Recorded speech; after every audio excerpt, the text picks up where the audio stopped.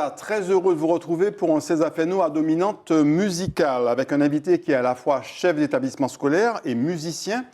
Son groupe phare a fait danser toute la Martinique pendant 12 ans dans des lieux à l'époque emblématiques, comme le golfe du Soisilé et T-Bomb Village. Les titres Caribbean Flash, Après l'orage, Lulu Bajol, Special Request, C'est comme ça, Afos Cheché, Glyceria et j'en passe ont rythmé nos soirées. Directeur du groupe scolaire Saint-Joseph de Cluny, tennisman amateur, il poursuit son bonhomme de chemin avec calme et sérénité, parfois en empruntant un taxi créole si cher à son cœur. Bonsoir Gilles Voyer. Bonsoir Jean-Marc, bonsoir à tous les Zitata. Comment ça va?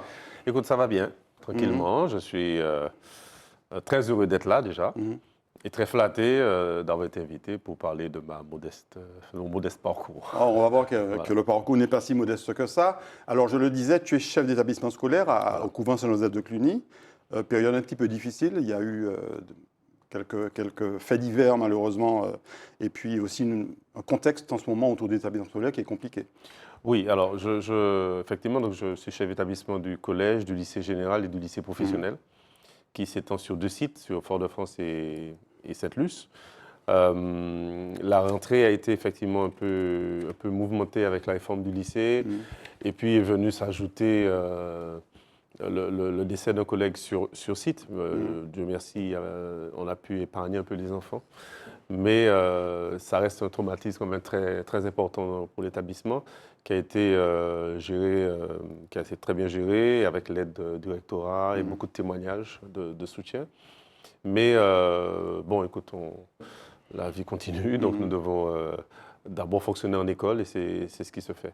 Et puis vient tout ce stress qu'il y a autour de la sécurité dans nos établissements scolaires. Et notamment des enseignants. Et notamment des enseignants qui sont touchés de 2 manières, dans leur enseignement même, puisqu'on constate qu'on leur demande, enfin, ils se sentent obligés de temps en temps de s'auto-censurer par rapport à l'enseignement qu'ils donnent. Et puis évidemment, professeurs d'histoire-géographie notamment, qui sont un peu visés par tout ça.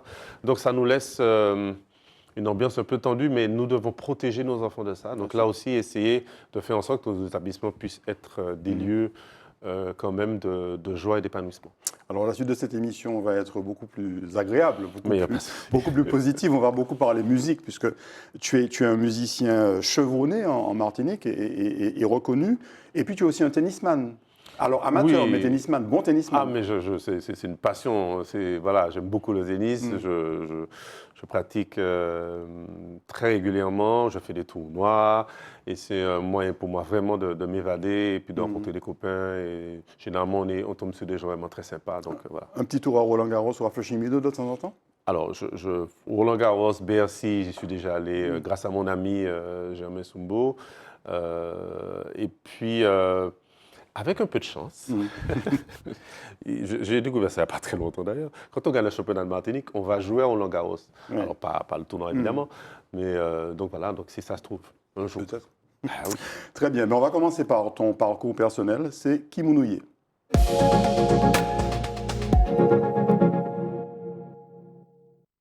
Alors Gilles Voyer, en quelques mots, qu'est-ce que tu dirais de ta personnalité? Ah, eh bien, écoute, j'essaie d'être quelqu'un de bon pour les autres. Je n'ai pas la prétention d'être quelqu'un de parfait, loin de là, mais ce qui m'importe, c'est de ne pas faire de la peine aux gens ou de ne pas faire en sorte que les personnes autour de moi soient heureuses. Bon, ce n'est pas tout le temps le cas, forcément, mais en tout cas, c'est mon souhait. Voilà, donc c'est ce qui guide ma vie dans tout ce que je fais. Tu parais être quelqu'un, je le disais au début, de calme et serein. Est-ce que c'est juste apparent ou est-ce que c'est la réalité? C'est apparent. Le calme est apparent. J'ai eu une enfance très heureuse, mais j'étais quelqu'un de plutôt nerveux. Et le judo m'a fait beaucoup de bien, parce que j'ai fait beaucoup de judo aussi. Le judo m'a fait beaucoup de bien et j'ai acquis comme ça une espèce de calme apparent, mais je bouillonne. Et c'est ce qui me permet de réaliser tout ce que j'ai envie de faire, en fait. Et la sérénité s'acquiert quand on met en place tout ce qu'il faut pour que les choses se passent correctement. Donc, si les Notamment process sont faisant en du place. sport, par exemple, pour libérer les toxines et l'agressivité. Oui, mais quand on prépare un événement, si on le prépare suffisamment longtemps à l'avance et sérieusement, on est serein. Ouais, c'est ça. Et donc, en fait, c'est ce que je dis à mes élèves, notamment lorsqu'ils préparent un examen. Ouais. Votre sérénité dépend de votre préparation, la qualité de votre préparation. Ouais. Donc, voilà. C'est une sérénité, oui, mais un calme apparent. Alors, on va découvrir le petit Gilles Voyer. Ça remonte à quelques années Oui. déjà. Oui. Ah ben le voilà. Ben oui, fils de Corneille et de Jeannette, d'une fratrie avec deux frères, Yannick Voyer, bien connu, puisque Ouais, chanteur de Taxi Créole, et Serge, mon petit frère, Ouais. Serge Voyer, On va voir les photos qui est mon collègue aussi. Ah Voilà, oui, d'accord. collègue de professeur de sciences physiques. Et oui, voilà, donc enfance très heureuse, vraiment dans une famille aimante. Et avec des parents extraordinaires. Voilà. Et puis on va te retrouver quelques années plus tard. Là, c'est déjà le jeune adolescent. Oui. On retrouve les chemises à carreaux de l'époque. Exactement. Tissé quand même, parce que je crois que j'étais un peu turbulent Ouais. quand j'avais cet âge-là. Mais bon, voilà, j'ai toujours aimé la vie.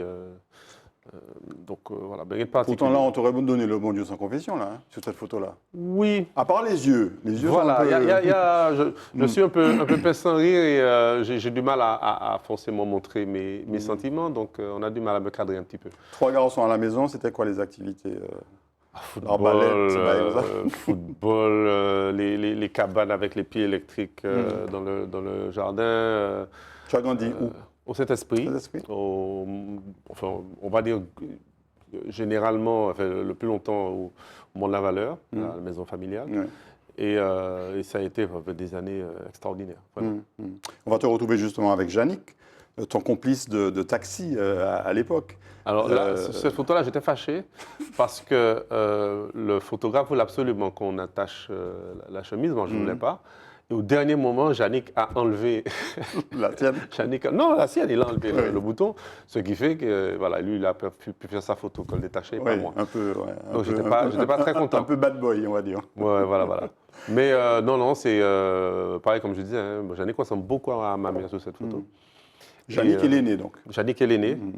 On a souvent inversé, non, Yannick est l'aîné. Parce que tu es grand, tu es plus grand. Oui, et puis je fais plus sérieux, donc j'ai l'impression que c'est moi le plus âgé, mais non, Yannick a 2 ans de plus que moi. Et voilà, donc on était au co-élémentaire, au Saint-Esprit. Voilà. Tu parlais de ta maman, mais on va te retrouver avec elle sur la photo suivante. Oui, ma mère qui a une vie extraordinaire, qui est fille unique, qui a perdu sa mère, elle avait quelques mois, qui a perdu son père, elle avait 8 ans. Elle a été élevée par des tantes, notamment Solange Duval qu'on connaît, qui l'a emmenée au mariage. Et ma mère elle a reconstitué autour d'elle une famille qu'elle n'a pas pu avoir quand elle était jeune. Et elle nous a... Elle vous a élevé seule Elle nous a élevés seuls, c'est-à-dire ou avec le papa bien sûr. Ah oui, mes parents sont restés mariés jusqu'au décès de ma mère. Ma mère est décédée en 2015. Et elle a fait le job, quoi, vraiment. Elle était seule femme avec un mari et 3 garçons. Et c'était pas évident. Mais elle a fait du bon travail. Et avant qu'elle ne disparaisse, elle a pu voir toute sa famille réunie avec ses 3 garçons, les petits-enfants. Et voilà. On va la retrouver d'ailleurs sur cette photo un peu plus jeune. Voilà, c'est la photo qui est sur la pierre tombale. Et, elle est décédée il y a combien de temps? Elle est décédée en 2015, donc il y a 8 ans de cela. Et brutalement, donc on n'a pas pu lui dire au revoir comme il fallait, mais finalement, elle a pu réaliser, non, elle n'a pas souffert, elle a pu réaliser tout ce qu'elle voulait dans sa vie, c'est-à-dire recréer une famille qu'elle n'a pas eue, avec des petits-enfants. Et avec des enfants qui, chacun, suivent leur route. Donc, elle a pu profiter un peu de sa retraite ou pas? Oui.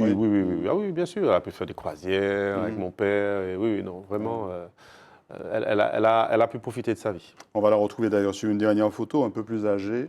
Voilà, là, elle était témoin à mariage. Moi, je trouve que c'est une très, très belle femme.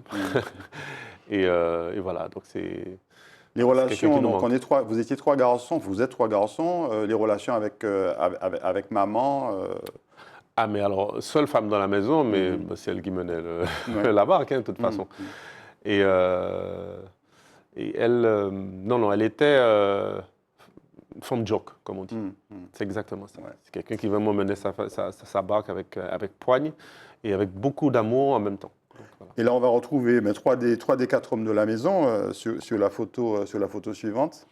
Alors là, c'est Morane, ma fille, qui nous a offert une séance photo. Donc Yannick n'était pas ici, donc on a fait avec Serge, mon petit frère à droite, mon père au milieu et moi-même. Serge qui ressemble beaucoup à ton papa. Hein. Oui, il aime beaucoup quand il dit ça. Oui. Il ressemble beaucoup à mon père. Et mon père, à qui je fais un petit coucou, qui a eu des petits soucis de santé ces temps-ci, mais ça va. C'est lui aussi un garçon vaillant. Ce sont des personnes qui sont issues, mon père et ma mère, ce sont des personnes qui sont issues de conditions très modestes et qui ont pu, à la force de leur travail, monter, on va gravir les barreaux de l'échelle sociale et qui ont su transmettre à leurs enfants tout leur savoir. Ils étaient instituteurs tous les deux. Ce goût pour la musique, puisque Yannick et toi, je ne sais pas si le plus jeune Non. était lui aussi musicien, mais Yannick et toi, donc musicien, c'est plutôt côté papa ou plutôt côté maman? Plutôt côté maman.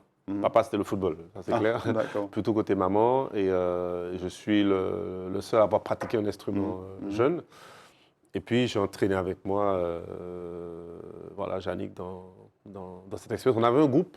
Le premier groupe qu'on a monté s'appelait Fausse Note, avec Jean-Luc Guanel, avec Ronald, tu l'as fait un petit tour rapide, Pipo Jacques, tu l'as fait un petit tour rapide aussi, Maud Mas, Que des noms qu'on a retrouvés après. Voilà, que des gens, et on était au lycée, voilà. Et Jean-Luc était à la batterie, d'ailleurs. Ouais. On va retrouver les trois frères, pour paraphraser un film bien connu, les trois frères petits, enfin ados, on va dire. De la maison là, familiale. on reconnaît bien Yannick, qui n'a pas tellement changé après. Oui, un petit peu, il a quelques cheveux en moins. Oui. Serge au milieu, le Chabin et moi-même. Voilà. Donc là, dans la maison du Saint-Esprit. La maison du Saint-Esprit, tout à fait. Alors les relations entre les frères, alors forcément avec Yannick, peut-être plus de complicité, notamment musicale. Pas forcément. Alors, on est issu d'une famille où il y avait, où les cousins sont plutôt plus âgés que nous. Donc, Yannick était plutôt du côté des grands cousins. Et la complicité, elle est surtout entre Serge et moi. Après, évidemment, avec la musique et tout ça, Yannick et moi. Et puis, on s'est retrouvés aussi pendant nos études. Bien sûr. On a fait nos études dans tous les trois, d'ailleurs, au même endroit. Où ça? À Poitiers. Mais Yannick a d'abord été plus proche de mes grands cousins. Et après, effectivement, dans Taxi, on a beaucoup fonctionné ensemble. Vous avez combien d'écart, Yannick et toi? 2 ans. Et Serge a 3 ans de moins que moi. Donc les études à Poitiers, c'était quoi? C'était terrible. C'était terrible. Terrible. On avait un trio avec un ami de Guadeloupe qui s'appelle Boris Miro. Et non, c'était terrible. Il y a des choses qu'on ne peut pas raconter, mais on a passé vraiment de très bonnes années à Poitiers. C'était pendant la construction du Futuroscope, notamment. Oui, tout à fait. Et puis après, moi, j'avais beaucoup d'amis à Toulouse, donc j'ai descendu souvent à Toulouse aussi. Mais ce sont de très, très bonnes années. Tu as fait quoi comme études? Alors, j'ai une maîtrise de physique nucléaire, option mécanique. Et quand je suis entré en Martinique, donc j'ai monté dans l'enseignement. Mais c'était très clair dans ma tête. Dès le départ, dès mon bac, je voulais faire de la musique et être enseignant, ce qui était le métier qui me permettait d'avoir le plus de flexibilité au niveau de la pratique de la musique. Donc ça, c'était très clair dès le départ. Et la musique, très tôt? Ah oui, dès l'âge de 11 ans, j'ai pris des cours de piano, voilà, jusqu'à ce que... Toujours le piano, tu n'es pas multi-instrumentiste? Non, malheureusement. J'ai bien aimé jouer de la batterie, j'ai bien aimé jouer de la basse, mais non, piano. Voilà. Et puis on va retrouver une demoiselle chère à ton cœur. Ah ben, je me rappelle, la première fois que je lui ai dit, mais tu sais que tu es pour moi la personne la plus importante sur Terre, elle était mais complètement Donc c'est Morane, bluffée. Morane, ta fille avec Daniel René-Corail. Voilà. Et elle me regarde, elle me dit, mais c'est pas moi. J'ai dit, mais oui, toi. Mais qu'est-ce que je te dis? Mais oui, c'est toi. Donc c'est ma seule fille, voilà. Morane. Seul enfant, d'ailleurs. Oui, ma seule enfant, pardon, oui, voilà. Seul enfant. Et voilà, c'est ma petite fille que j'ai. Morane qui a aujourd'hui... Morane a 28 ans maintenant, elle est en 95, elle a 28 ans. Et avec qui j'ai une très grande complicité. On le voit d'ailleurs sur la photo suivante, on la voit cette complicité sur la photo suivante. Oui. Jusqu'à maintenant, hein, elle est souvent à revenir à la maison, on discute, on a de très grandes discussions, c'est une grande émotive, donc des fois ça dérape, mais c'est très bien. Et on discute de toutes sortes de sujets. Puis je crois que c'est une photographe illustre qui a fait cette photo. Alors voilà, c'est Jocelyne Béra qui a fait la photo. Et voilà, donc voilà, c'est vraiment quelqu'un que j'aime beaucoup. Forcément, c'est ma fille, mais qui a une... je retrouve les valeurs et les fondamentaux que j'ai voulu lui apprendre, que nous avons voulu, Daniel et moi, évidemment. Voilà. C'était inévitable qu'elle soit musicienne, franchement. Un papa musicien, pianiste, une maman chanteuse. Mais je connais des amis musiciens qui désespèrent de voir leurs enfants faire de la musique, ils n'en font pas. Ouais. Elle a la chance d'avoir une voix extraordinaire. Non, mais objectivement, alors, le clip à Faut chercher. On va voir tout à l'heure. Ah ben voilà, Daniel et moi, nous avons fait un jour, c'était sur 2 jours de tournage, on a fait un jour puisqu'elle a accouché juste après. Ok. Sur le lendemain, on est allé à la maternité, mais depuis toute petite, enfin, on a vraiment tout fait pour qu'elle soit. Même le nom, Morane, son prénom Morane, c'est la chanteuse Morane que nous aimions tous les deux, on l'a appelée Morane. Et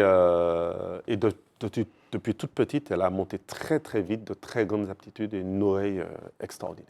Et très proche de ta maman. On va la voir, on va les voir ici. Très proche de ma mère. Alors pourquoi? Parce que ma mère a eu 3 garçons. Jannick a 3 garçons. Ah oui. Serge, mon petit frère, a un garçon. Ouais. Et j'ai emmené la seule fille. D'accord. Donc très clair. C'est presque un accident d'avoir une fille quand on a autant de garçons dans la famille. Exact. Il pouvait avoir que cette complicité-là. Et cette photo, elle l'a faite juste avant qu'elle ne décède. Voilà, donc c'est la dernière photo que nous avons de notre mère. Donc photo précieuse. Oui, précieuse. très précieuse. En plus en noir et blanc, donc ça... Oui, voilà. Mais elle montrait à ma mère comment on fait un selfie. Voilà, tout simplement. Voilà. Et puis on termine avec la complicité entre le père et la fille à nouveau. Alors, puis, voilà, et mon père, alors nous avons fait un voyage de 3 générations. Nous sommes partis à Saint-Martin, voilà, tous les 3. Et c'était là aussi un moment très, très émouvant et très intéressant. On a passé une semaine là-bas. Et avec Morane, voilà, mon père et moi. Et c'était vraiment très sympa. On te voit souvent, alors peu souriant, Gilles Loyer. On te voit souvent sérieux, calme, sérieux. Est-ce que de temps en temps, tu te lâches? Alors, comment dire ça? Mes amis musiciens, enfin mes amis tout court, doivent, si vous regardez l'émission, doivent vraiment se moquer de moi. Se moquer de Jean-Marc Cromwell, oui. Tout simplement parce que, non, je suis très taquin, vraiment. Un peu fêtard? Peux sans rire. Fêtard, je ne bois pas, voilà, on associe souvent la fête à... Non. Mais oui, je suis très très taquin, j'embête beaucoup les gens qui me supplient d'arrêter, etc. Donc voilà. Mais je réserve ça à un cercle très rapproché, les pauvres. Et à part le tennis, dont on va reparler tout à l'heure, tu as d'autres loisirs? Musique, tennis, j'aime bien de temps en temps faire des marches. Tu as joué au football? Ah oui, alors oui, je me blesse tout le temps maintenant, là. J'ai passé l'âge. À l'âge là, non, le foot demande plein de tension tout le temps et je me fais mal. Mais j'aime beaucoup le foot, oui. Mais le tennis, oui. On va passer à la rubrique Martinique, on va parler de ton métier, de musique et de tennis.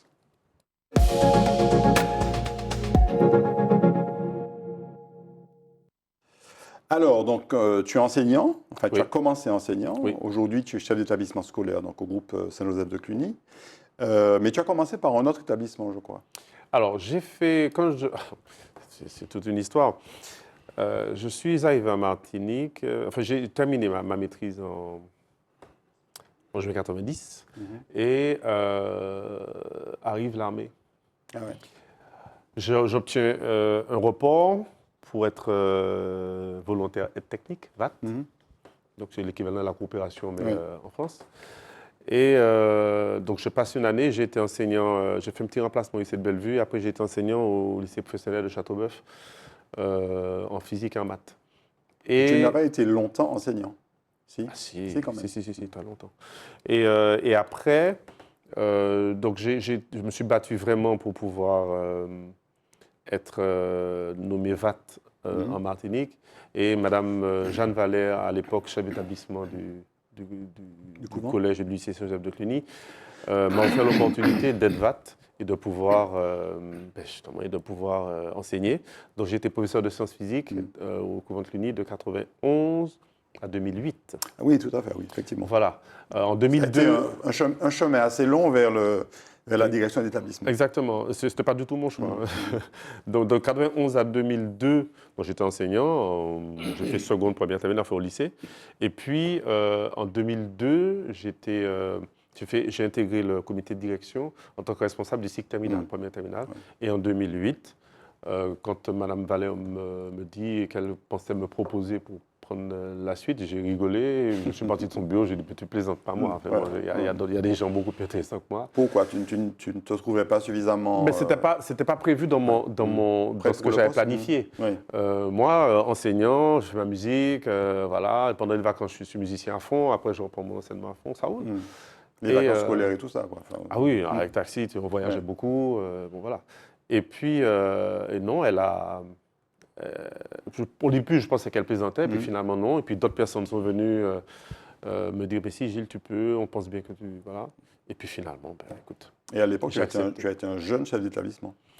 Bon, j'ai été chef d'établissement à 42 ans, non, c'est un âge, on va dire, moyen. Ouais. Mais c'est quelque chose, aujourd'hui, c'est un choix que je ne regrette pas.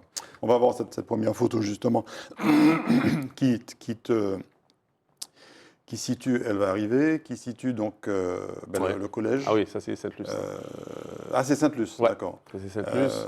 Alors, collège, enfin, alors, cette année, en 2024, on va fêter les 200 ans de l'arrivée des Sœurs Saint-Joseph de Cluny en Martinique. Et les gens ne le savent pas, mais le mot Cluny, le nom Cluny, vient de la fondatrice de la congrégation qui s'appelle Anne-Marie Javoué et qui a été ordonnée sœur dans la ville de Cluny, qui est une ville en Bourgogne. Ouais. Et donc, quand on s'est installé à Sainte-Luce, les gens m'ont dit, mais pourquoi on n'appelle pas ça collège, lycée Saint-Joseph de Sainte-Luce? On a dit, mais non, mais Cluny, c'est nous qui avons donné le nom au quartier Cluny. Oui, voilà, c'est le premier bâtiment en 56 qui a vu le jour. Qui est le premier quartier, qui, je pense, dont une partie est sur Fort-de-France et une partie sur Chelcher. Enfin, alors, oui. Et plutôt Chelcher, on va dire. Oui, ouais. Et pas là, très loin de la clinique Sainte-Marie. Voilà, tout à fait. Et là, non, on est Saint-Joseph de Cluny, implanté à Sainte-Luce. Ouais, voilà. ouais.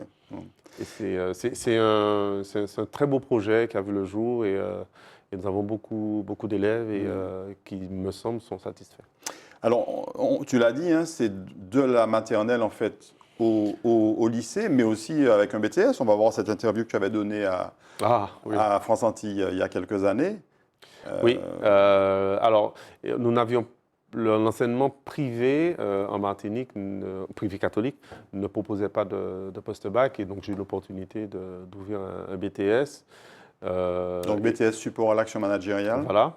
Et puis on a aussi, on héberge aussi 2 licences en collaboration avec le CNAM, donc qui porte la responsabilité pédagogique. Conservatoire national des arts et métiers. Voilà. Et qui une licence GEGO, donc gestion des entreprises, et une licence RH. Ouais. Et voilà. Donc c'est l'établissement qui scolarise de la petite section jusqu'au BTS, voire la licence.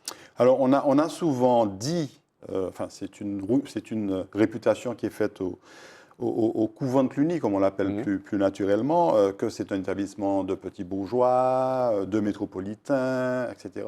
Et qu'il n'y a que les familles aisées, en fait, qui mettent leurs enfants là-bas. Est-ce une réalité ou pas? Parce que c'est un établissement payant. Alors c'est un établissement privé, sous contrat, mais privé. Donc effectivement, on va revoir d'ailleurs l'autre photo du couvent à Sainte-Luce. Celle-ci, c'est... non, en fait, il y a des familles qui se saignent pour mettre leurs enfants dans notre établissement. Nous avons un lycée professionnel aussi. Donc parce que l'enseignement privé catholique, notamment, est un gage de rigueur et de réussite, quelque part. Disons que de rigueur, mes collègues du public travaillent beaucoup. La chance que nous avons dans l'enseignement privé, c'est que la communauté scolaire est plus facile à unifier. Parce que toutes les composants de la communauté scolaire qui viennent chez nous ont fait le choix de venir. Il n'y a pas de gens affectés, il n'y a pas de gens nommés, que ce soit les élèves, que ce soit les enseignants, tout le monde a fait le choix de venir. Donc il est beaucoup plus facile de maintenir les personnes dans un projet que mes collègues du public, où là c'est un peu plus compliqué. Ça veut dire que vous avez aussi des intervenants professionnels qui ne sont pas forcément des enseignants titulaires de... Non, le fait que nous soyons sous contrat fait que les enseignants sont recrutés avec le même niveau de qualification que dans le public. Nous avons les mêmes inspecteurs que dans le public. Voilà. Donc sur ça, il n'y a pas de souci. Mais il est vrai que le niveau social va être plus élevé, forcément, puisque c'est une école payante, mais pas si élevé que ça. Et le coût de la scolarité n'est pas si élevé que ça. Rien à voir avec les écoles de commerce, où on est à 10-12 000 euros l'année, on est à 10 fois moins. Donc franchement, on n'est pas dans les proportions si exceptionnelles. Le groupe Saint-Joseph de Cluny est ouvert à tous. Bon, ouvert à tous. Il faut pouvoir payer, mais il est ouvert à tous. Il n'y a pas d'interdit. Objectivement, quand je regarde le prix des portables que beaucoup de parents achètent à leurs enfants, c'est le coût d'une année scolaire. Donc objectivement, donc autour de 800 euros. Autour de 800 euros. Ah, nous sommes. Non, les enfants n'ont pas des portables à 800 euros. Je ne sais pas. Je ne connais pas les prix des portables. Non, les enfants ont des portables bien plus chers que ça. Non, plus cher. Oui, bien sûr. Oui, plus cher. La scolarité, la scolarité, y compris les frais d'inscription, autour de 1 000 euros. La demi-pension est autour de 165 euros l'année. Ça fait moins de 100 euros par mois, clairement. Bien sûr. Mais la scolarité plus la demi-pension, pour l'année, on est autour des 2 400 euros. Ouais. On est loin des prix pratiqués dans des écoles hors contrat. Absolument. Voilà. Donc, objectivement, c'est accessible à beaucoup de personnes. Et puis, ce qui a fait aussi la réputation du couvent Saint-Joseph de Cluny, on va voir cet article de Libération, je crois, c'est l'uniforme. Le fameux uniforme avec ces... Alors, comment on les appelle? Ces jupes écossaises, jupes écossaises, madras, parfois. Alors, ça n'a pas toujours été ça. L'uniforme a beaucoup évolué. Madras foncé, on va dire. Oui. Non, mais on appelle ça jupe écossaise. Mais ça n'a pas toujours été ça. Avec les bretelles croisées dans le dos. Alors, les bretelles, c'est pour les filles du primaire. Et puis, l'émancipation ultime, c'est d'enlever les bretelles et d'être au collège sans bretelles. Voilà. Et on a vu qu'il y a un grand débat. Alors, chez nous, non, parce qu'il y a beaucoup d'établissements qui ont un uniforme, mais au niveau de l'Hexagone. Et souvent, la Martinique est citée en exemple comme un territoire où l'uniforme permet d'éviter beaucoup de dérives. Alors, permet d'éviter beaucoup de dérives. Alors, déjà, permet d'éviter la différenciation en termes de niveau social, mais aussi, on est dans un pays chaud et ça permet d'imposer une rigueur dans le port des vêtements, comme je dis souvent aux parents. Apprenez à vos enfants à mettre des vêtements en fonction de là où ils vont. Et, ça permet aussi de faire des économies, parce qu'on sait qu'on achète des vêtements pour l'année, et puis voilà, il n'y a pas... C'est clair. Puis l'enfant n'a pas à dire « je veux ça, ça, la préparation du matin est très rapide. Voilà, c'est ça. Voilà. Mais non, c'est pour moi, l'uniforme est important parce que ça permet vraiment de centrer l'élève sur ses apprentissages et non pas sur un défilé de mode permanent. Donc intéressant en termes de sécurité, en termes de sentiment d'appartenance aussi à un groupe. Complètement. Et finalement, on voit bien, ces jupes-là sont très, très, très costauds, elles durent longtemps et il n'est pas rare que des personnes qui ont quitté l'établissement depuis très longtemps sortent la jupe. Alors parfois, on en voit aussi pendant le carnaval. Bien sûr, mais le carnaval, c'est fait pour ça. Le carnaval, c'est de la dérision, au contraire, c'est bien. Bon, donc tu passes beaucoup de temps au groupe Saint-Joseph de Cluny, mais tu passes aussi beaucoup de temps en musique, à faire de la musique. Et j'ai passé beaucoup de temps. Tu as passé beaucoup de temps. On va voir cette première photo. On passe à la séquence musicale. Tu n'étais pas de ce groupe. Alors, le groupe Taxicle, première mouture. Alors, Taxicle, c'est un groupe qui a été fondé par Franck Donatien, fils de Fernand. Le père de Fernand. Voilà. Fils de Fernand. Le fils de Fernand, pardon. Et voilà, donc avec toute une série de musiciens très bien connus, Philippe Joseph, Jean-Luc Guanet, Suzy Trébeau, Dominique Bougainville, Jean-Luc Bougainville, etc. Et donc ce groupe a sorti un album avec un titre phare qui s'appelle Caribbean Flash. On l'écoute et puis on en reparle tout de suite après. Banco.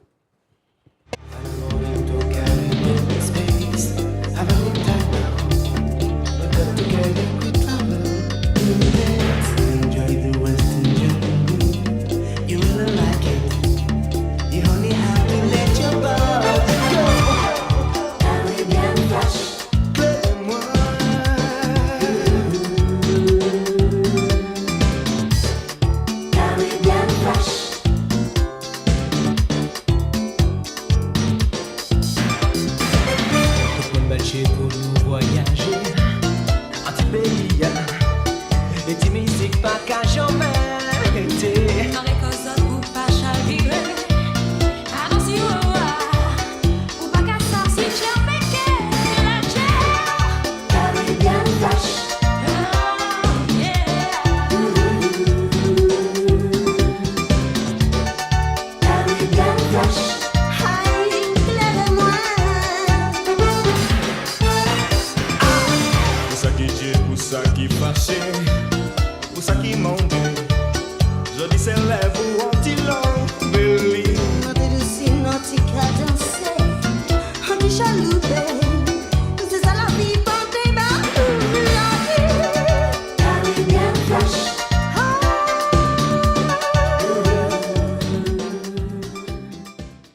Voilà, Caribbean Flash, de bons souvenirs pour ceux de ma génération. Alors, tu as connu aussi le groupe en tant que danseur, sans doute avant. Alors oui, mais en fait, même avant ça, Jean-Luc, comme j'ai dit tout à l'heure, Jean-Luc on avait monté un groupe qui s'appelait Fausse Note. Et quand j'étais étudiant, il m'appelle et il me dit, Gilles, voilà, je fais la connaissance de Franck Donassi, on va monter un groupe qui s'appelle Taxi Créole. Est-ce que tu veux bien me donner un titre? Il y a un titre que j'avais composé pour lui à l'époque.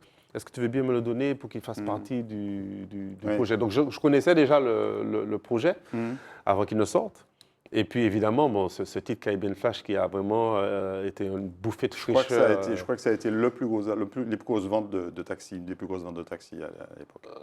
Peut-être, je n'ai pas ces chiffres en tête, mais en tout cas, c'est un titre qui a beaucoup marqué les gens à l'époque. Oui. Et j'ai une image assez forte de ça.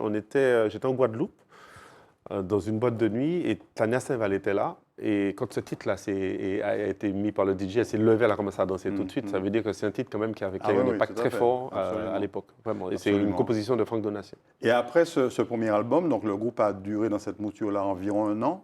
Voilà. Et donc tu es appelé par Franck Donassien. Voilà, donc Franck a le projet de remonter le groupe. À ce moment-là, donc, il croise Yannick. D'abord, et après il m'appelle. Yannick dit, ouais, je ferai que je joue au piano, etc. Je rentre. Je rentrais en Martinique à ce moment-là, en novembre 90. Et puis, et voilà, donc au fur et à mesure, petit à petit, on remonte le groupe pour arriver à la mouture de 1992. Et à cet album dont on va voir la pochette, Et alors? Et alors, puis l'autre album, le Special Request. Voilà, voilà. Donc l'album Et alors? Et avec voilà. des pochettes toujours recherchées. Hein. Bon, toujours le côté un peu taxi. Enfin là, en l'occurrence, sur la photo de gauche, c'est plutôt une voiture américaine. De l'autre côté, on a la roue, les phares. Ça, c'est le cerveau de Franck, ça. C'est Franck qui vraiment avait une vision globale du projet. Et un nom Taxi Créole qui sonne extrêmement bien, rapide à dire. Et voilà, facile à retenir. Quand on faisait nos tournées, notamment les tournées en Amérique centrale et tout ça, c'est vrai que c'est du pain béni d'avoir à expliquer ce que c'est que Taxi Créole, qui passe d'île en île, avec toutes les influences musicales qu'on ramasse un peu et qu'on mélange. Et en plus, ça rejoint la créolité. Enfin, on est vraiment... c'est un nom extraordinaire. Est-ce que, quand tu es arrivé au sein de Taxi, est-ce que le style a changé par rapport au premier album? Oui, parce que c'est une équipe musicale. Tu étais directeur musical à ce moment-là. Avec Franck, oui. Mais oui, mais bon, en même temps, heureusement. Je veux dire, l'idée, c'est de se réinventer à chaque album. Et à chaque fois qu'on devait faire un album, il y avait d'abord de très grandes discussions entre nous pour savoir qu'est-ce qu'on a envie de dire dans cet album. Oui, parce que les paroles étaient... Voilà. Alors, ce n'est pas toujours le cas. Ce n'était pas toujours le cas à l'époque dans les groupes antillais, mais les paroles étaient très recherchées. Oui. Il y avait toujours une histoire, en fait. C'était du storytelling musical, quoi. Ah oui. Et alors, c'est... écoutez, bon, l'histoire de rechercher... un ascendant africain, un ascendant européen, ça nous fatigue. Nous, on a envie d'être ce mélange. Donc, c'est un appel à être essentiellement martiniquais, point. C'est le titre. Et alors, il y avait aussi sur ce même album... C'est comme ça. Alors, c'est comme ça, c'est sur après. Et on va voir, ça aussi, c'est un super succès. On regarde le clip, une partie du clip, c'est comme ça.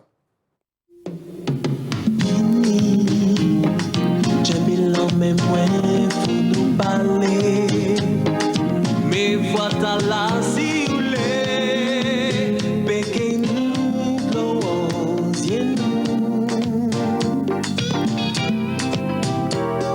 Son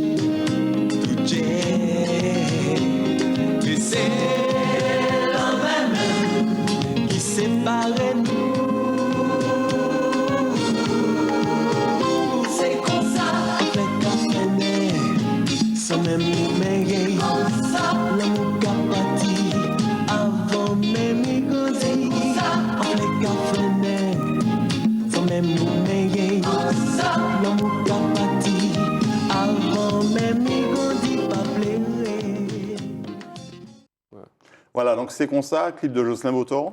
Clip de Jocelyn Vautor qu'on a tourné au PLM Batelier, puis dans une maison à Balata. À l'époque, ça s'appelait PLM Batelier, entre-temps. Oui, C'est oui, devenu voilà. l'hôtel Batelier. Oui, oui, oui. Et voilà un titre qui est vraiment un gros succès. On l'a senti. Hein. Dès qu'on a fait l'album, on le jouait déjà en tournée en Amérique centrale. Ouais.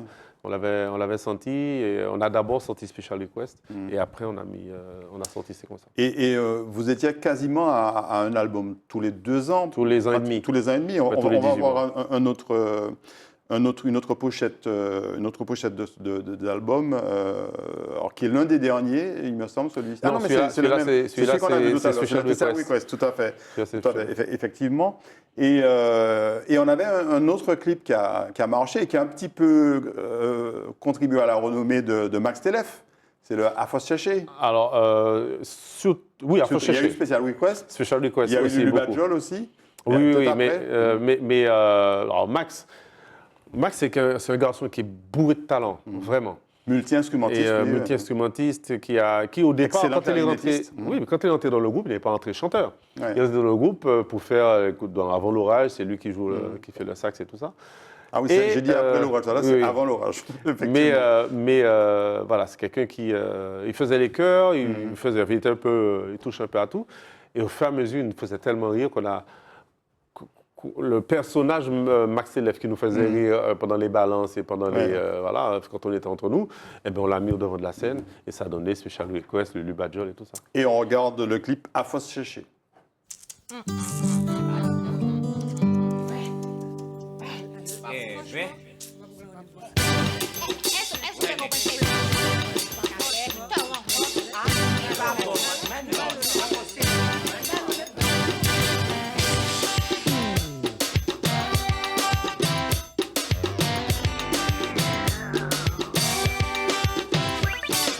Entend nous t'es mon maille l'école. Ou déjà commencé par mon gaz. Chaque fois moi t'es ni t'es agate. Yo toujours t'es caille douette en poche. Les nous rive pour moyen des. Moi t'es bien content ouais anti-fille. Mais comme t'es grand passé moins. Ou fait tout pour bouger y'en les moins. À force chercher. À force courir. À force chercher. À force aimer. Jodi souvent ou grand là, ou toujours quasi même en panique. C'est juste là pour en miser ou Kalinati madame Janoa. C'est pas pour dire c'est en beauté, c'est pas pour dire qu'à tout n'est tête. C'est ça, on mais fait. plaisir pour gâter Jano, ou qu'à parler en tête lui tous les jours. À force chercher, à force courir, à force chercher, à force sinon que ramasser, À force chercher, à force courir, et à force chercher. à force sinon que ramasser. Oui, ce qui frappe, alors bon, on a envie de danser, hein, on peut pas, on est en train de faire l'émission, mais ce qui frappe, c'est l'éclectisme musical de Taxi Créole. On n'a pas passé Glycéria, par exemple, qui a été la reprise des titres de Fernand Donatien, mais bon, vous avez tout fait, de la mazioca au vidé, en passant par le zouk, bien entendu, du zouk rapide, du zouk lent, du zouk love. Enfin, En fait, on est vraiment profondément. tu parles encore au ancré. présent de Taxi Créole. Ah oui, non, mais c'est une histoire qui a marqué ma vie, donc oui. Et qui a fait la personne que je suis aujourd'hui, d'ailleurs. Donc, non, c'est important pour nous de montrer toutes les facettes de notre culture, de notre musique, en fait. Donc, et le côté créole, on voulait vraiment le faire vivre, c'est-à-dire le mélange et être capable d'assimiler les choses, de le mettre à notre sauce et de voilà. Donc c'est pour ça qu'il y a autant d'influence musicale dans tout ce qu'on fait, dans tout ce qu'on a fait. Ouais. Et je le disais, alors Taxi, c'est un groupe des années 90, 2002 à peu près, et pourtant sur YouTube, vous êtes un des groupes qui a le plus de vues. Ça veut dire que toutes les générations, même les jeunes générations, vous regardent sur YouTube. Alors j'étais très étonné parce que là, ces jours-ci, beaucoup de personnes m'envoient des vidéos d'un jeune qui chante C'est comme ça dans un karaoké apparemment. Et qui le chante très bien. Et voilà, ça veut dire que c'est des titres comme ça qui sont intemporels.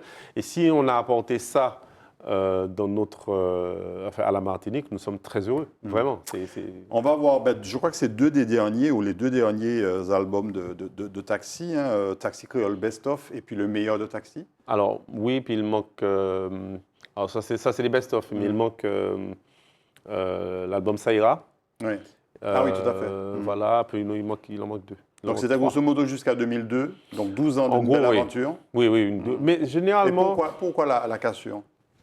ben, c'est comme toutes les histoires de groupe. Hein. C'est rare qu'un groupe dure longtemps parce que chacun a, à un moment donné, ses propres Ce sont des fortes personnalités aussi en impératifs, général, les musiciens. Ah oui, et puis c'est des gens des fois un petit peu blessés, des fois un peu sensibles, un peu susceptibles. Donc il y a d'abord une faiblesse. Quand le groupe quand Yannick est parti du groupe, ça a été un peu compliqué. Bon, Guy André Dufournier l'a remplacé. Mais il y a une foi, hein, quelque chose voilà, qu'on n'a pas retrouvé en fait. Et puis ce qui a scellé l'histoire, c'est le départ brutal de Richard. Qui est décédé en 2000. qui est décédé en 2010. Et là, bon, là, c'est clair que... Parce que vous aviez continué à jouer encore Alors, on a sur joué, scène. Voilà, on a joué un petit peu. Yannick est revenu dans le groupe, on a joué un petit peu. Et puis, c'est vrai on avait, comme je disais tout à l'heure, à chaque fois qu'on devait sortir un album, et on se posait la question qu'est-ce qu'on avait envie de dire ensemble. Oui, bien sûr. Et à un moment donné, cette foi-là n'est plus là. Donc, bon, on passe Et à comme autre chose. Gilles Voyer est un musicien dans l'âme, ben, il a continué. Ah oui. Il alors a ça, par continué contre, avec un album qui s'appelle Passionné. Oui, Tu te souviens? On va voir, Tout on va à voir fait. la pochette. Tout à fait, ça c'est en 2007. L'album Passionné ou... Alors voilà. bon, on ne va pas garantir l'orthographe créole de Passionné. Hein, Non, mais du tout. Non. Mais, ceci dit, bon, bref. Ouais. Mais, Soit il est en français, il faut 2 N, et soit il est en créole avec un Y. Mais bon, oui, tout à fait, merci. Tony, tu as vu? Bon, bref. Alors, en fait... oui, parce que tu as là- parlé de Tony Chasseur. Oui. Et Tony est un grand complice de Gilles Voyer depuis très grand longtemps. complice, vraiment. Nous avons fait beaucoup de choses ensemble, on continue. On va avoir une photo On tout fait à l'heure plein. aussi, effectivement. Ouais. Et en fait, cet album-là, je savais déjà que je serais chef d'établissement. Enfin, là, ça commence à être un peu sérieux. Et je me suis dit, si je dois faire un album, c'est maintenant, avant de prendre la direction. Donc, je l'ai fait. Je ne pense pas que j'en ferai d'autres. Mais je Et suis la content photo de d'avoir fait l'album celui-là. est fidèle à l'image qu'on a de toi, c'est-à-dire un peu voilà, calme, serein, même un peu interrogateur. Juste avant cette photo-là, j'étais dans un fouillis monstrueux. D'accord. Mais voilà, c'est comme... Bon, j'ai un peu de mal avec ça, à laisser les gens lire en moi. Donc, c'est pour ça que j'ai toujours ce visage-là. Je vais essayer de changer. Et le chiffre 63, ton année de naissance? Pas du tout. Non, rien à voir. Non, rien à voir. Tu es plus jeune que ça. 66. Voilà. Et il y a eu ce clip avec Jocelyne Béroir, Ah oui on regarde, on en parle juste Ah après. oui, ouais, vraiment.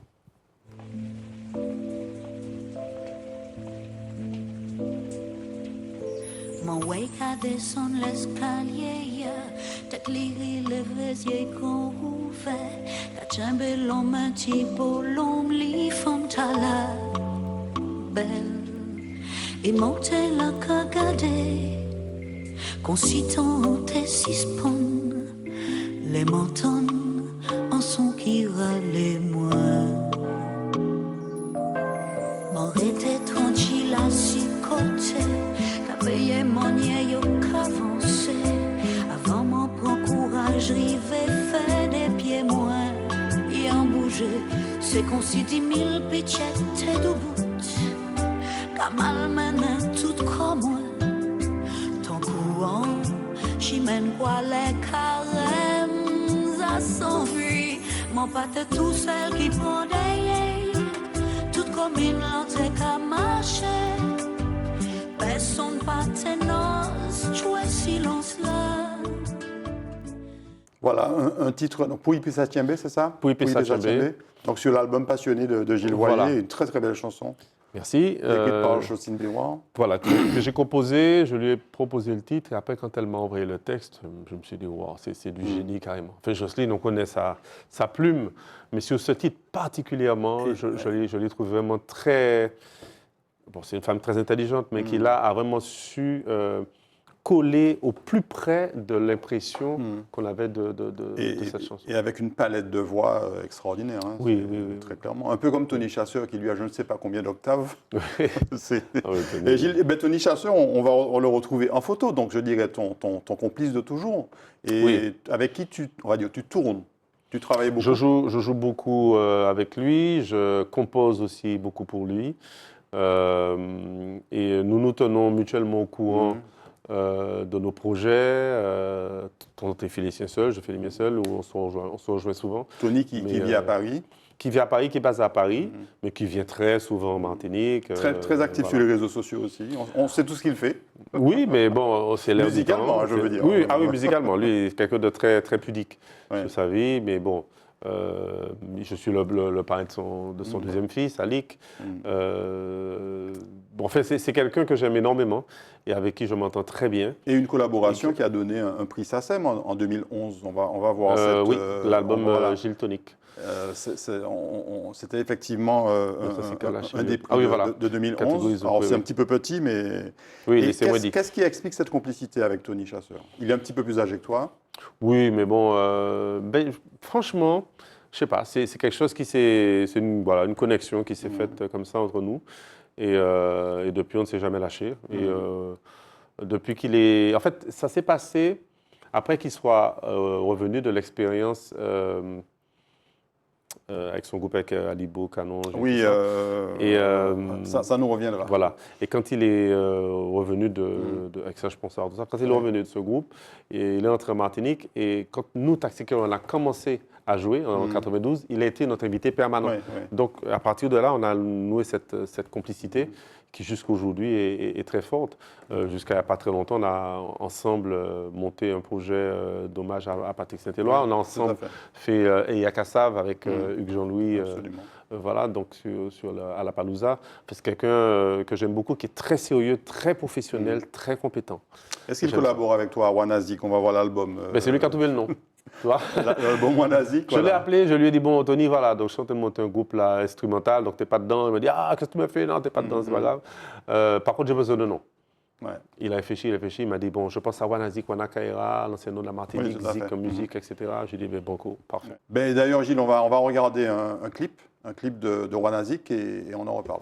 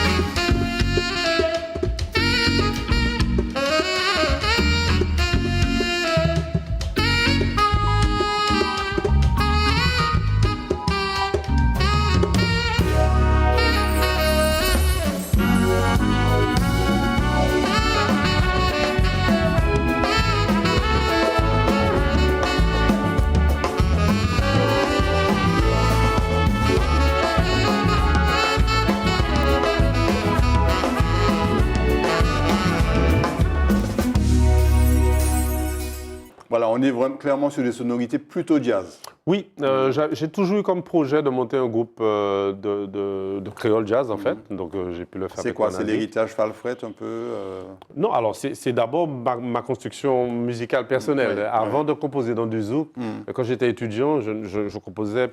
Alors là, ce n'est pas un titre de moi, c'est un titre de Jean-Philippe Méniac, mais j'ai toujours composé jazz. Et ça m'a fait jazz fusion, donc ça m'a toujours beaucoup intéressé. Et je n'ai pas eu l'occasion de créer un groupe comme ça, donc je l'ai fait avec Wanazik. Et c'est ton groupe du moment? Voilà. Vous jouez encore sur scène principalement, pas d'album? Si, on a fait un album qui s'appelle Wana Blues. Voilà, on a fait un album qui s'appelle Wana Blues, mais qui a déjà 3 ans. Et on est en train de travailler sur un prochain album. Et puis on termine avec la photo de Yannick, avec qui tu as longtemps joué à Taxi. On sait qu'il a eu des problèmes de santé. Yannick, comment ça va? Oui, mais ça va. Ça va bien maintenant. Il est loin, il vit à Los Angeles maintenant. Et ça se passe très, très bien. Et voilà, donc Yannick, toujours une voix... chaque fois que j'entends un titre qu'il chante, je me dis, mais il a une voix vraiment particulière. Et que je trouve très belle, en fait. Et un physique caractéristique qui plaît beaucoup à ces dames. Ah, peut-être. C'est bien. On va terminer avec la rubrique politique.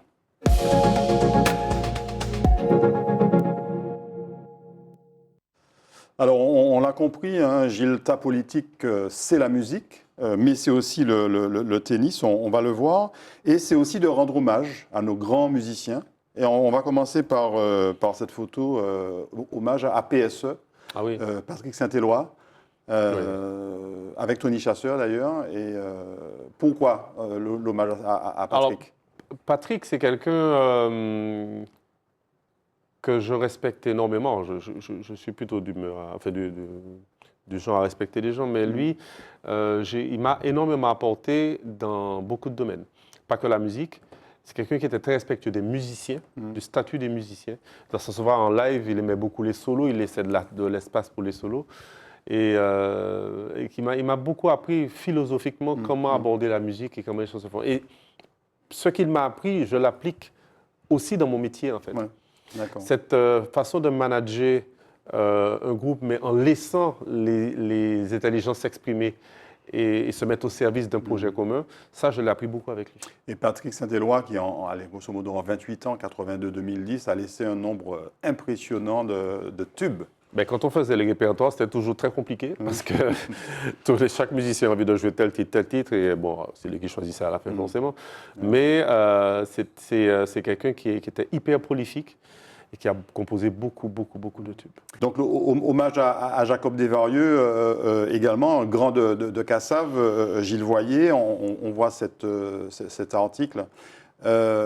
Pareil, la légende Zouk, Jacob Desvarieux, style complètement différent, bien sûr, de PSE, parce que même si lui chante, c'était avant tout un guitariste et immense musicien. Compositeur, arrangeur, bien mais, sûr. donc, en fait, nous avions, suite à son décès, en décembre 21, je regarde la télé, je vois des hommages à Jacob, je me dis non mais ce groupe-là ne peut pas disparaître comme ça, c'est pas possible. Et là-dessus, j'appelle Tony. Je dis à Tony, j'ai envie de rendre un hommage au groupe Cassave, à ceux qu'ils ont apporté à tous les musiciens, etc. Donc je l'ai fait. Après, j'ai appelé Hugues Jean-Louis qui m'a dit bon coup, je te suis à pour l'espace. La Palouza Arena. Voilà. Et puis j'ai appelé Jocelyne. Enfin, on a appelé tout le monde. Ils m'ont tous dit OK. Et le projet Eya Cassave est né comme ça. Mais c'est vraiment ce qui a initié, c'est le départ de Jacob et l'envie que cette musique-là soit toujours jouée. Est-ce que le Eya Cassave est voué, un peu comme le Grand Méchant Zouk à l'époque, à se répéter? A priori, non. A priori, non. Le groupe a repris, le groupe joue à nouveau. C'est très bien et il n'y a plus de raison de... Enfin bon, il n'y a plus PSE, il n'y a plus Jacob, il n'y a plus Jean-Philippe Martelly. C'est sûr, mais bon, tant qu'il joue, moi, je n'ai pas de raison. Et puis, je ne veux pas non plus que ça soit interprété comme un business. C'est parti d'un mouvement du cœur, vraiment, de rendre hommage à tous ces musiciens talentueux. Et bon, je pense que ça on avance parce que le temps passe. On va parler un petit peu de tennis également, parce que je disais que c'est ta deuxième passion. Et là, ce monsieur qui a beaucoup compté pour toi, qui est malheureusement décédé il y a quelques années, Germain Soumbo, qui était à l'époque le président du COSMA. Enfin, oui, et collègue. Parce que Germain était enseignant au couvent de Cluny, donc c'est quelqu'un avec qui j'avais une grande complicité, vraiment. Qui m'a accueilli en tant que jeune enseignant quand je suis arrivé, puisqu'il était, je crois, juste un an avant moi. Et on a grandi ensemble, on a fait plein de choses. C'est grâce à lui, les gens ne le savent pas, je n'ai pas eu souvent l'occasion de le dire, mais c'est lui qui m'a mis en contact avec M. Hugues Crater du Golfe des Trois-Îlets. Et c'est grâce à lui qu'on a démarré Taxi Créole au Golfe des Trois-Îlets. Mais tout ça, c'est un peu une histoire qui en boucle, hein, tout simplement. De relation en relation. Oui, exactement. Mais c'est pour ça que c'est intéressant de s'ouvrir aux autres, parce que c'est comme ça que les relations se créent. Et Germain a été quelqu'un qui a beaucoup compté pour moi aussi. Voilà. Et puis, il t'a donné aussi l'envie d'organiser des tournois. Alors, on écoute rapidement cette petite interview. Bien, cette année, nous sommes très heureux d'accueillir le public martiniquais à cette édition du tournoi de l'Open Corsair. Nous, depuis 2 ans, le public martiniquais est en souffrance. Nous avons du mal à faire toutes nos activités, mais malgré ça, avec toute l'organisation du country, nous arrivons à faire un tournoi digne de ce nom, avec les meilleurs martiniquais qui vont se confronter à des joueurs venus de France métropolitaine, de Guadeloupe, de Guyane. Et ainsi, le public martiniquais pourra voir des joueurs évoluer à un haut niveau. Et c'est surtout l'objectif de ce tournoi, permettre aux jeunes de pouvoir voir des tennisman classés 2-6, 1-6, etc. Mais voilà. Donc, nos partenaires permettent d'avoir un tournoi de grande qualité. Nous attendons le public nombreux, de façon à pouvoir retrouver enfin une vie sociale ici. Donc chef d'établissement, directeur musical et organisateur de tournoi de tennis. Alors, je n'ai pas la prétention de dire que je suis organisateur de tournoi. Lucien Salomon, qui organise le tournoi, m'a demandé si je voulais bien être directeur du tournoi. J'ai dit OK, pas de souci. Mon rôle est vraiment très modeste. Bon, tu es quand même un très bon joueur de tennis. Classé comment? Non, pas un très bon. Non, je suis 15-4, donc non. Mais, oui, parce qu'on entendait parler de joueurs classés 2-6. C'est aussi ah oui, non, ça c'est autre chose. Ça, c'est les gens qui viennent de là-bas. Mais en fait, je lui donne un petit coup de main.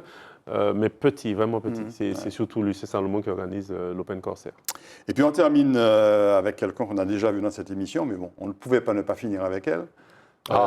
Morane, ta fille, bon, voilà, et on l'a vu petite. La fille de Daniel Onekorai, qui voilà. se trace tout doucement une belle carrière. Alors oui, elle sait exactement ce qu'elle veut. Elle met ses études au service de sa musique. Et elle est vraiment déterminée. Elle chante en français et en créole. Elle chante en français et en créole. Elle parle très bien anglais. Elle écrit, elle compose, elle écrit ses textes. Elle a des ambitions plus au-delà de la Martinique, forcément. Heureusement, oui, bien sûr. C'est son souhait de pouvoir le faire. Alors là, en décembre, elle va faire, le 10 décembre, elle fait la Cigale. À Paris. À Paris, voilà. Et c'est quelqu'un qui, à mon avis, a un talent fou. Maintenant, ce n'est pas nous qui décidons, c'est le public qui décide avant tout. Voilà. Merci beaucoup Gilles Voyer. On a Merci vu beaucoup. Effectivement, tu n'as pas de quoi t'ennuyer. Non. Vu que la retraite est encore loin. Pas si loin que ça, mais bon, de toute façon, moi, je serai jamais en retraite. Merci beaucoup. Et puis, on te souhaite beaucoup de courage parce que c'est vrai que le contexte scolaire est compliqué en ce moment. Oui, pour les enseignants, pour les jeunes, pour les collégiens et lycéens également. Bien sûr. On espère que les choses vont rentrer dans l'ordre. Merci beaucoup en tout cas d'avoir Merci beaucoup, Azitata. Merci beaucoup. Et on se retrouve très bientôt. On n'a même pas eu le temps de parler de Musique Nous Festival. C'était aussi autre chose. Mais bon, on y reviendra. Merci beaucoup, cher Azitata, de nous avoir suivis. On se retrouve très bientôt. Bonne soirée ou bonne journée.